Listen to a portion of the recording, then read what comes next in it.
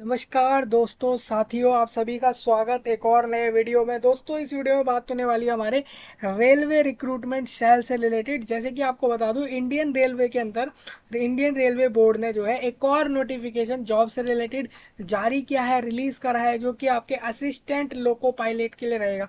जैसा कि आपको पता है, जो कि आपके जो रेलवे को, जो कि आपके ट्रेन को, रेल को जो है चलाते हैं, उसके लिए जो जॉब रहती है लोको पायलट वाली, उसके लिए यहाँ पे आपका जो है काम रहेगा, जॉब रहेगा। उससे रिलेटेड इस वीडियो में बात करने वाले हैं। टोटल यहाँ पे जो है 200 प्लस पैक जो है वैकेंसी रहेंगे सेम पोस्ट पर, जो हम डिस्कस करेंगे। आप देख सकते हैं यहाँ पे 200 प्लस पोस्ट रहेंगे। आप देखिए, अब इस वीडियो के अंदर मैं पूरा नोटिफिकेशन बताने वाला हूँ आपको। साथ ही आपको ये भी बताने वाला हूँ कि कौन कौन अप्लाई कर सकता है इसके अंदर, क्वालिफिकेशन, एज लिमिट और सारा आपका जो क्राइटेरिया रहेगा वो हम जानेंगे। क्या इसके लिए कोई एग्जाम होने वाला है, डायरेक्ट रिक्रूटमेंट है? अगर कोई एग्जाम होगा तो उसका पैटर्न क्या होगा, सिलेबस क्या होगा, इसके लिए फॉर्म की फीस क्या रहने वाली है, वो सारा कुछ। साथ ही यहाँ पे कब से लेके कब तक अप्लाई कर पाएंगे वो भी हम डिस्कस करने वाले हैं।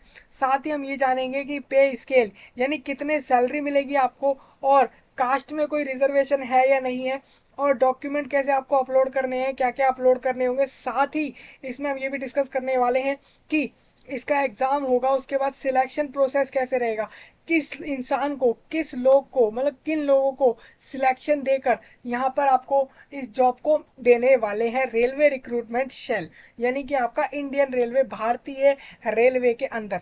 अब देखिए, आपको बता दूं, रेलवे रिक्रूटमेंट शेल ने नॉर्थ वेस्टर्न रेलवे की बात हो रही है। मतलब आप समझ सकते हैं, जो पूरा आपका इंडिया है, पूरा भारत जो है, उसके अंदर नॉर्थ ईस्ट वेस्ट साउथ, ये चारों जगह पूरा, मतलब पूरे इंडिया के अंदर, तो उसमें जो आपका नॉर्थ वेस्टर्न पार्ट में जो रेलवे चलते हैं, वहां से रिलेटेड ये अपडेट रहेगा आपके लिए। तो वहां पे आपको याद रखना है कि ये हमारा जो है 24 मार्च को आया था नोटिफिकेशन, बट जो इसकी डेट है इसके फॉर्म भरने की, वो हमारी अप्रैल से है। जैसे कि आपको बता देता हूँ, 7 अप्रैल से स्टार्ट हुआ है फॉर्म भरना, और लास्ट डेट इसकी जो है 6 मई रहेगी, यानी 6 मई तक आप इस फॉर्म को भर पाएंगे आसानी से। जो कि आपको रात के 12 से पहले, यानी कि आपको 11:59 तक इस फॉर्म को फिल करना है, जो कि आपको 6 मई तक करना होगा। तो हमने फॉर्म फिलअप की डेट के बारे में बात कर ली। देखिए, यहाँ पे क्या रहेगा, ऑल रेगुलर, ये एक रेगुलर जॉब रहेगी, जो कि ग्रुप सी और ग्रुप डी वाले एम्प्लॉयज के लिए रहेगी, नॉर्थ वेस्टर्न रेलवे के अंदर, एक्सक्लूडिंग, इसमें आरपीएफ को हटा दिया गया है। आरपीएसएफ एम्प्लॉयज को फुलफिलिंग एलिजिबिलिटी क्राइटेरिया में अप्लाई, अगर ये वाले कैंडिडेट्स अपनी एलिजिबिलिटी फुलफिल करते हैं तो ये भी अप्लाई कर सकते हैं। सर, साथ ही आपको बता देता हूँ, यहाँ पे ऑनलाइन एप्लीकेशन जो इनवाइट करा जा रहा है, वो all serving regular railway employees of north western railway excluding, जैसे मैंने आपको बता दिया, for filling up vacancies against general departments competitive examination, GDCE, यानी कि आपका general departmental competitive examination quota as per instruction issued vide railway board letter number. अब देखिए, यहाँ पे एक लेटर नंबर है, उसमें आप देख सकते हैं कि उनके लिए बात हो रही है जो अभी आरपीएफ के अंदर या आरपीएसएफ वाले एम्प्लॉय होंगे, उनके लिए बात हो रही है। रेलवे के अंदर ही अगर वो इस के अंदर इस तरीके से कोई अगर पोस्ट में आप वो पहले काम कर रहे हैं, तो आपको इस नोटिस को जाके देखना है इसके लिए अप्लाई करने के लिए। सेम यहाँ बोला जा रहा है, and other instruction issued from time to time, the candidate must read all the instruction of this notification. आपको अप्लाई करने से पहले पूरा पढ़ना है, जो हम डिस्कस करने वाले हैं। देखिए, यहाँ पे क्या लिखा है, वैकेंसीज और एसेंशियल क्वालिफिकेशन, मतलब कितना पास होना जरूरी है, कितना आपका शैक्षणिक, यानी कितनी आपकी जो है क्षमता होनी चाहिए पढ़ाई से रिलेटेड। साथ में बोला गया है मेडिकल फिटनेस क्वालिफिकेशन, आपकी साथ में यहाँ पे मेडिकल फिटनेस भी देखी जा रही है कि कितनी मेडिकल फिटनेस होनी चाहिए। आपको बता देता हूँ, सबसे पहले आपका रहेगा नेम ऑफ पोस्ट का रहेगा असिस्टेंट लोको पायलट की पोस्ट है। क्या काम रहेगा वो हम आगे डिस्कस कर लेंगे। सेम आपको बता देता हूँ, पे मतलब कितने पैसे मिलेंगे आपको यहाँ पे काम करने के, तो 1900 रुपीज, यानी आपको मिलने वाले हैं लेवल 2 की यहाँ पे स्केल रहेगा। 120 जो है वो रहेगा आपका यूआर कैटेगरी के अंदर वैकेंसी। साथ ही यहाँ पे 36 जो है 36 एससी कैटेगरी, यानी शेड्यूल कास्ट, यानी आपके अनुसूचित जाति। साथ में यहाँ पे आपका एसटी, ओबीसी, और टोटल आप देख सकते हैं 238 वैकेंसी टोटल है हमारे पास। मेडिकल स्टैंडर्ड A1 होना चाहिए, और क्वालिफिकेशन आपका मेट्रिकुलेशन पास प्लस होना चाहिए, मतलब आपका 10th पास होना चाहिए। ITI act, apprenticeship, pass in trade, fitter, electrician. अब देखिए इनमें से किसी भी चीज़ में आपने पहले कभी अप्रेंटिसशिप करी हुई है तो वो भी यहाँ पे आप जो है लगा सकते हैं। सेम बोला गया, या तो आपने डिप्लोमा किया हो किसी मैकेनिकल इंजी और और इलेक्ट्रॉनिक्स ऑटोमोबाइल्स इंजीनियरिंग में, तो भी आप यहाँ पे इसके लिए अप्लाई कर पाएंगे। Candidates with combination of various system of trades of engineering prescribed as above to be considered for employment to the on the railways in terms of board instruction. तो आप देख सकते हैं, या तो आपका मैट्रिकुलेशन पास हो, 10th पास हो आपका इनमें से, और साथ ही आपने यहाँ पे किसी में अप्रेंटिसशिप करी हुई हो। अप्रेंटिसशिप होता है आपकी एक तरीके से ट्रेनिंग होती है जैसा, और उसके लिए आपको जो है वहाँ पे काम करने के पैसे भी मिल जाते हैं जहाँ पे भी आपने करा हो इनमें से किसी भी फील्ड में। साथ ही बोला गया है कि डिप्लोमा आपने करा हुआ हो इनमें से किसी के अंदर भी, और इतना आपने अगर करा हुआ होगा इनमें से कोई एक चीज, तो आप इसके लिए अप्लाई कर सकते हैं। एलिजिबिलिटी क्राइटेरिया आपको बताया, तो मिनिमम क्वालिफिकेशन आपको बता दी है। एज लिमिट यहाँ पे बोली गई है 42 एज मैक्सिमम होगी, जनरल कैंडिडेट्स की तो चल जाएगी, मतलब उससे कम होनी चाहिए। 45 ईयर जो है ओबीसी कैंडिडेट के लिए, 47 SC ST कैंडिडेट्स के लिए, एज पर जैसा आपने रेलवे बोर्ड ने बताया है आपको।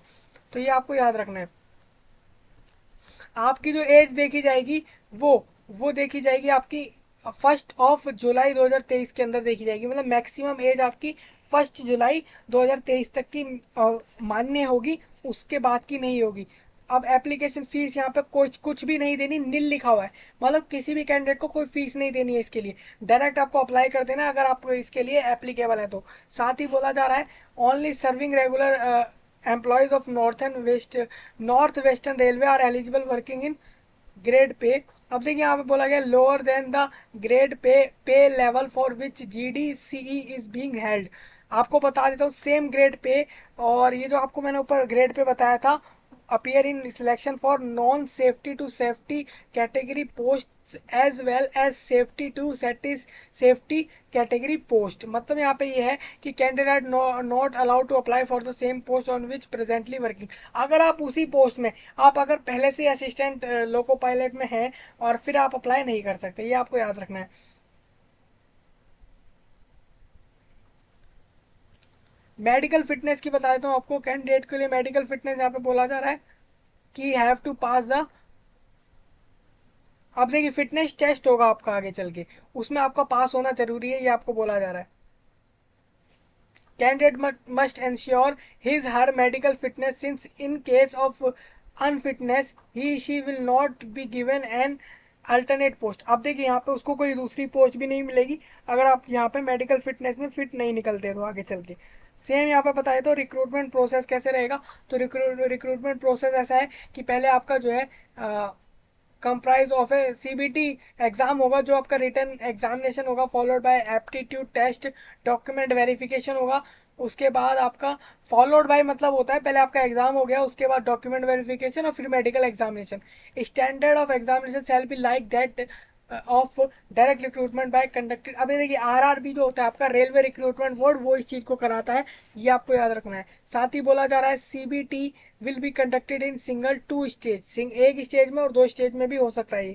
अब यहाँ पे क्या बोला जा रहा है, सिलेक्शन जो होगा will be made strictly as per merit list बनाई जाएगी, उसके बेस पर सिलेक्शन होगा। Short listed candidate will be called for verification, उनको जो है अपने ओरिजिनल डॉक्यूमेंट के साथ वेरिफिकेशन के लिए बुलाया जाएगा, जिनका नाम लास्ट तक, अगर पूरी लिस्ट में कहीं पे भी आपका नाम दिख रहा है मेरिट के अंदर तो आपको जाना पड़ेगा। सेम यहाँ लिखा हुआ है CBT written examination will have multiple choice type questions. अब देखिए यहाँ पे MCQ जो है क्वेश्चंस रहने वाले आपके जो आपका CBT एग्जाम रहेगा, और साथ में बोला गया नेगेटिव मार्किंग रहेगी 1/3 की, मतलब कि अगर एक क्वेश्चन 3 मार्क्स का है तो 1 मार्क्स काट लिया जाएगा हर गलत आंसर पे, जो कि आपके सही वाले आंसर में से मार्क्स काटे जाएंगे। मतलब जितने मार्क्स आपके टोटल बन रहे होंगे उसमें से आप मान लीजिए कोई क्वेश्चन गलत होगा तो सही आंसर वाले मार्क्स में से वो काट लिया जाएगा 1 मार्क्स। अगर 3 क्वेश्चन का 3 मार्क्स का एक क्वेश्चन है तो इस तरीके से आप देख लेंगे 1/3 मार्क्स काटने वाले हैं। For each question should be deducted for every wrong answer, मतलब हर गलत आंसर पे। तो ये आपको बता दिया है। साथ ही आपको बता देता हूँ यहाँ पे द सिलेक्टेड जो भी कैंडिडेट सिलेक्ट होंगे to pass prescribe training course of 17th weeks as per. अब देखिए यहाँ पे क्या है, आपको फिर इसके बाद ट्रेनिंग करनी होगी 17th वीक की। साथ में बोला गया the date time and venue जो होगा आपका सीबीटी का और एप्टीट्यूड टेस्ट का वो फिक्स्ड रहेगा। जो आरआरसी यानी कि आपका रेलवे रिक्रूटमेंट शेल जयपुर का डिसाइड करने वाला है इस चीज़ को, जिसमें एलिजिबल कैंडिडेट को वहाँ पे जाके एग्ज़ाम देना है। तो ये हमने बात कर ली है। अब देखिए यहाँ पे कोई भी आपका पोस्टपोन नहीं होगा सीबीटी एग्जाम। अगर कोई कैंडिडेट बाद में चल के बोलता है कि मेरा एप्टीट्यूड टेस्ट या फिर रिटर्न एग्जामिनेशन या फिर सीबीटी टेस्ट जिस भी तरीके से वो देना चाह रहा है, तो उस वो अगर बोलता है कि मेरे को अभी नहीं देना, मेरा सेंटर चेंज कर दो, वेन्यू चेंज कर दो, तो ऐसा कुछ भी नहीं होगा। फाइनल जो कर दिया जाएगा आपके आरआरसी यानी कि आपका रेलवे रिक्रूटमेंट शेल जयपुर की तरफ से, वही फाइनल रहेगा। सेम आपको बताया तो stipend admissible during training period आपको बताया तो 19,900 रुपीज़ लेवल 2 की जो है सैलरी मिलेगी। साथ में यूजुअल अलाउंस एज एडमिसेबल, जैसे कि और एक्स्ट्रा क्या क्या फ़ायदे मिलेंगे वो आपको बाद में बताया जाएगा। साथ में यहाँ पे लिखा है मोड ऑफ एप्लीकेशन ऑनलाइन आपको अप्लाई करना है। यहाँ पे लिखा है ऑनलाइन आपको फॉर्म भरना पड़ेगा। उसके लिए आपको एक वैलिड ईमेल आईडी चाहिए होगा इसके लिए अप्लाई करने के लिए।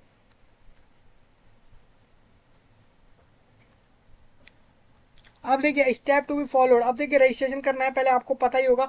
Once data is saved and application is submitted no data change. अब देखिए आपने एक बार रजिस्ट्रेशन कर दिया, फॉर्म फिलअप कर दिया, सबमिट कर दिया उसे, उसके बाद कुछ चेंज नहीं होगा। ये बात आपको याद रखनी है, तो ध्यान से फॉर्म भरना है। साथ में आपको बता दूं नई न्यू रजिस्ट्रेशन के लिए आपको पहले अपना एक मोबाइल नंबर साथ में एक ईमेल आईडी चाहिए होगी, जिससे आप जो है आसानी से अपना रजिस्ट्रेशन कर पाएंगे। अब रजिस्ट्रेशन हो जाने के बाद आपको अपनी पर्सनल डिटेल्स डालनी है, फिर आपको एम्प्लॉयमेंट डिटेल्स डालनी है, क्वालिफिकेशन डिटेल्स डालनी है। ये सारा कुछ डाल के फिल करना है फॉर्म को। अब एक बात बोलेगी, आपको फॉर्म का प्रिंट आउट लेना है एप्लीकेशन फॉर्म का, और सबमिट करने से पहले।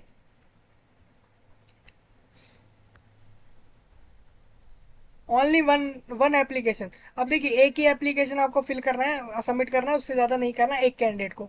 डॉक्यूमेंट टू बी अपलोडेड, कौन कौन से डॉक्यूमेंट अपलोड करने पड़ेंगे? एक तो फोटोग्राफ अपलोड करना पड़ेगा जिसका साइज यहाँ लिखा हुआ है 15 से लेके 50 15 से लेके 40 KB तक के बीच में लिखा है। सिग्नेचर और लेफ्ट हैंड थंब इम्प्रेशन भी आपको अपलोड करना है यहाँ पे अपना, जिसका जो है साइज लिखा है 10 KB से लेके 20 KB के बीच में। साथ ही लिखा हुआ है एम्प्लॉय सर्टिफिकेट। अगर आप कर्मचारी हैं कहीं भी रेलवे में या किसी में भी, खासकर रेलवे वालों के लिए रहेगा, तो आपको यहाँ पे अपना कर्मचारी सर्टिफिकेट भी अपलोड करना होगा, जो कि 30 से 50 KB के बीच में रहेगा। अब देखिए फोटोग्राफ कलर्ड होना चाहिए, विदाउट बिना कैप के होना चाहिए और बिना कोई सन ग्लास के होना चाहिए। इस बात का आपको याद रखना है। और ज़्यादा पुराना ना हो, नया का नया हो, 3-4 महीने पुराना होगा तो वो आप आसानी से उसको अपलोड कर पाएंगे।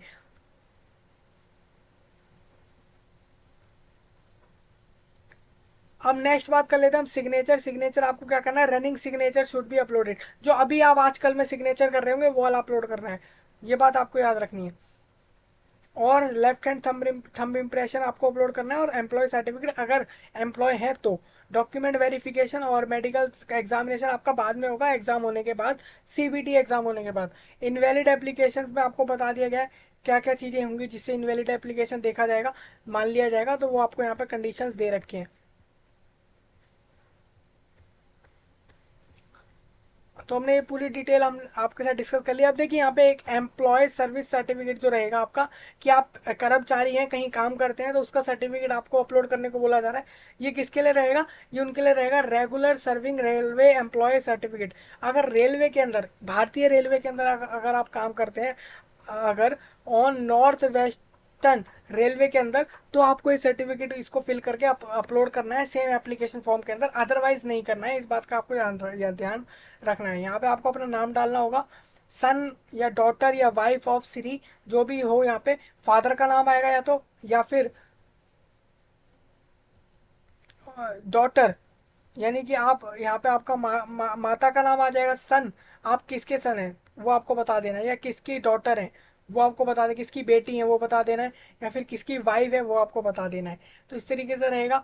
तो आपको पूरा यहाँ पे डेट ऑफ बर्थ डाल देना है, आपका डेट, मंथ और ईयर। साथ में कम्युनिटी, समुदाय, SC ST जो OBC जो भी रहेगा, डेजिग्नेशन और पे लेवल आपको बता देना है कितना अभी मिल रहा है आपको काम करने का उस चीज़ का, जहाँ पे भी आप एम्प्लॉय हैं रेलवे के अंदर। साथ में आपको यहाँ पे थंब इम्प्रेशन, यहाँ पे फोटो, यहाँ पे आपको सिग्नेचर, नाम लिखना है, वो एम्प्लॉय आईडी नंबर डाल देना है, इस तरीके से पूरा फिल करके अपलोड कर देना है। तो इस तरीके से ये आपको अपलोड करना पड़ेगा। अब ये फॉर्मेट है आपका एसटी और एससी कैंडिडेट के लिए सर्टिफिकेट का, तो उनको इसको फिल करके अपलोड करना पड़ेगा। अगर वो कास्ट सर्टिफिकेट में कुछ भी बोल रहे हैं, कास्ट से रिलेटेड डिटेल्स में अगर वो बोल रहे हैं, तो सेम यहाँ पे ओबीसी सर्टिफिकेट का फॉर्मेट आपको देखने को मिलेगा। तो इस तरीके से पूरा रहेगा नोटिफिकेशन। तो हमने नोटिफिकेशन को डिस्कस कर लिया है। आपको जो है ये ALP यानी कि आपके असिस्टेंट लोको पायलट की जॉब रहेगी, जिसमें पे स्केल आपका 19,900 से रहेगा, जो कि लेवल 2 का पे स्केल है भारत सरकार के द्वारा। जो है 19,900 रुपये आपको महीने के मिलने वाले हैं। और साथ में और भी बेनिफिट जो रेलवे कर्मचारी को मिलते हैं, वो क्या क्या मिल सकते हैं, वो वहाँ पे बाद में आपको पता लग जाएगा। प्रोसेस आपको समझ आ गया, एज की आपको पता लग गई है। एज में मैंने आपको बता दिया किस किस के लिए कितनी कितनी एज है। साथ में मैंने वैकेंसी बता दी है, कैटेगरी वाइज कास्ट वाइज कैसे रहेंगी, और ये भी बता दिया क्वालिफिकेशन कितनी होनी चाहिए इसको अप्लाई करने के लिए, या तो 10th पास या फिर आपका 10th पास के बाद डिप्लोमा होना चाहिए किसी में भी, जैसे हमने डिस्कस करा, वो आपको याद रखना है। तो इस तरीके से आपको इसके लिए अप्लाई करना है। पूरा प्रोसेस हमने जान लिया है। इसकी डेट यहाँ पे लास्ट डेट जो है 6 मई है। अभी फॉर्म ओपन है, आप अप्लाई कर सकेंगे आसानी से इस जॉब के लिए, जो कि इंडियन रेलवे के अंदर लोको पायलट की है, असिस्टेंट लोको पायलट।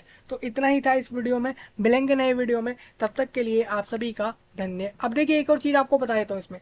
एक चीज़ मेन आपकी ये है, यहाँ पे आपको देखिए कहाँ पे जाके करना पड़ेगा। यहाँ पे इंडियन रेलवे की रेलवे रिक्रूटमेंट सेल जयपुर के अंदर नॉर्थ वेस्टर्न रेलवे है, इस वेबसाइट पर आपको आना है। इस वेबसाइट पर आपको जो है फाइनली यहीं से जो है एक, यहाँ पे आप देखेंगे, यहाँ पे एप्लीकेशन स्टेटस में आप जाएंगे, तो यहाँ पे आपको ऑटोमेटिकली नए एप्लीकेशन जो होंगे उसमें वो ऑप्शन मिलेगा, वहाँ से आपको अप्लाई करना होगा फाइनली।